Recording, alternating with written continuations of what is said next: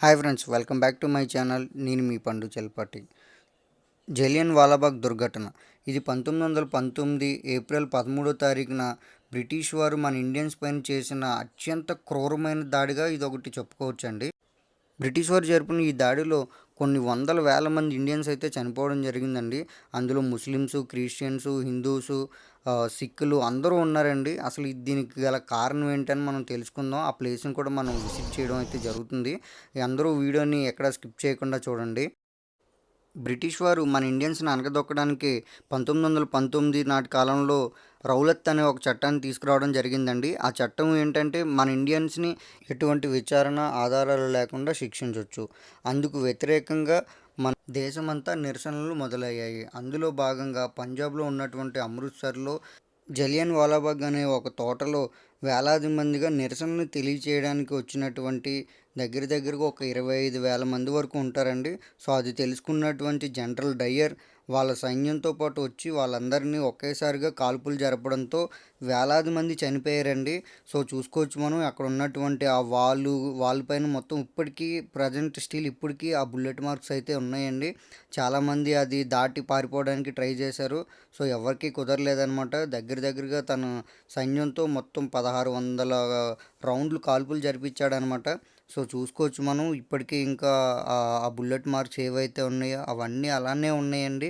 చిన్నపిల్లలతో సహా ఎవరిని వదలలేదనమాట. పెద్దల్ని, చిన్నపిల్లల్ని అందరినీ ఒకేసారి కాల్చడం మొదలుపెట్టాడండి.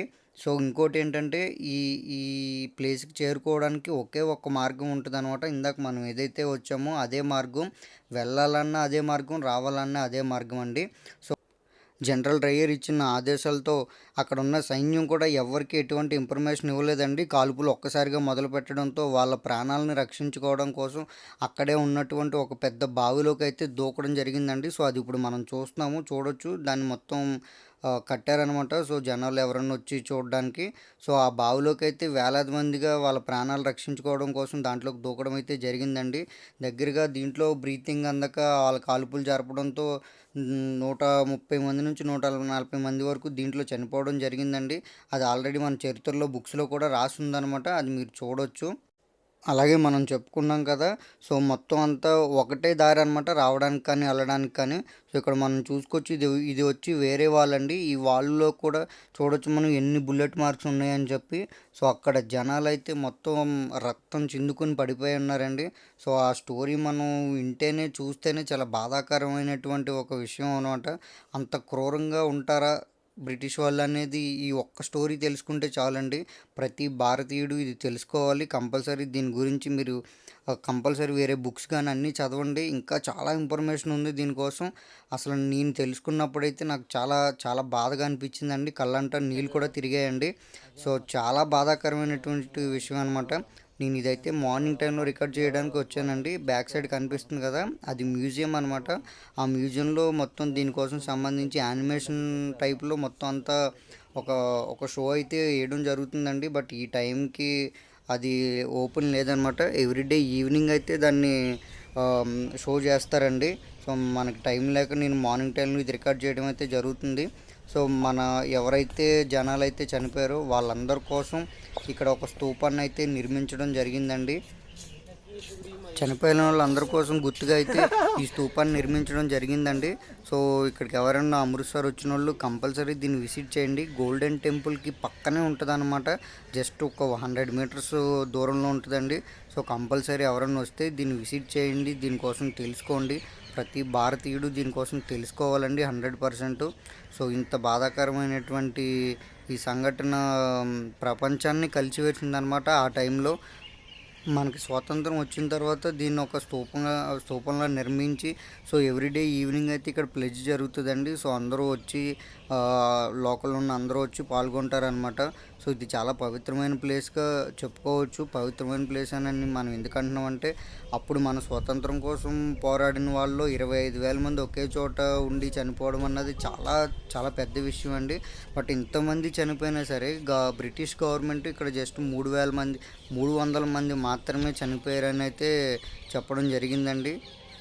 ఇంత మారణహోమం సృష్టించిన ఆ జనరల్ డయ్యర్కి అయితే బ్రిటిష్ ప్రభుత్వం ఎటువంటి శిక్ష విధించలేదండి. అది పోను వాడికి మళ్ళీ ప్రమోషన్ ఇచ్చారనమాట.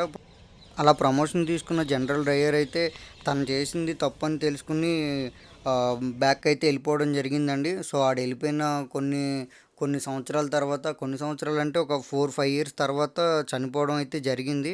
సో మన బ్యాక్ సైడ్ చూస్తున్నాం కదా, ఇదంతా మొత్తం ఇదే ప్లేస్లో అండి మొత్తం అంతా హాజరయ్యింది. సో చూసుకోవచ్చు, చుట్టూరు మనకి పార్క్లా కనిపిస్తుంది కదా. సో ఆ బ్యాక్ సైడ్ ఉన్న అక్కడ వాల్ దగ్గర నుంచి మొత్తం ఈ గ్రౌండ్లోనేనండి 25,000 మెంబర్స్ ఒకే చోట హాజరయ్యారనమాట. ఇంత పెద్ద మారణ హోమం నుంచి యుద్ధం సింగ్ అనే ఒక వ్యక్తి బతికి బయటికి రావడం జరిగిందండి. సో వీళ్ళందరికీ మరణానికి కారణమైనటువంటి జనరల్ డయ్యర్ని ఏదో విధంగా చంపాలని ఒక కసితో ఉన్నాడనమాట. అప్పటి బ్రిటిష్ కాలం నాటి జడ్జి అయినటువంటి మైకేల్ డయ్యర్ తప్పుడు జడ్జిమెంట్తో జనరల్ డయ్యర్ని సేవ్ చేయడం జరిగింది. అలా సేవ్ చేయడంతో పాటు తనకు ప్రమోషన్ కూడా లభించిందనమాట జనరల్ డయ్యర్కి. సో తనైతే బ్రిటన్ వెళ్ళిపోయాడు. అనారోగ్య కారణాల వల్ల 1927లో తనైతే మరణించడం జరిగింది. సో తను మరణించిన తర్వాత దీని అంతటికీ కారణమైన మైకేల్ డయ్యర్ని ఏదో విధంగా తను చంపాలనే ఉద్దేశంతో పై చదువుల కోసం అమెరికా వెళ్ళి రూపాయి కూడబెట్టుకుని అమెరికా నుంచి లండన్ వెళ్ళి ఒక మీటింగ్లో అయితే మైకేల్ డయ్యర్ని ఉధమ్ సింగ్ కాల్చి చంపడం జరిగిందండి అందరం ముందు. ఉధమ్ సింగ్ అయితే అక్కడ నుంచి పారిపోలేదండి, పోలీసులకు లొంగిపోయాడు. ఈ జలియన్ వాలాబాగ్ దుర్ఘటనకి తన ప్రతీకారాన్ని అయితే తీర్చుకున్నాడు అనమాట. సో దాని తర్వాత అక్కడ ప్రభుత్వం 1941 జూలై 21వ తారీఖున అయితే తనని ఉరిశిక్ష అయితే వేయడం జరిగిందండి. అలా ప్రతీకారం తీర్చుకున్న ఉధమ్ సింగ్ గారి నేమ్ అయితే ఇప్పటికీ చరిత్రలో అలా నిలిచే ఉందండి. సో ఇక్కడ మనం చూస్తున్నాం కదా, ఒక లైట్ అయితే వెలుగుతుంది కదా, అది ఇప్పటికీ స్టిల్ వెలుగుతూనే ఉందండి. అందరికీ గుర్తుగా దాని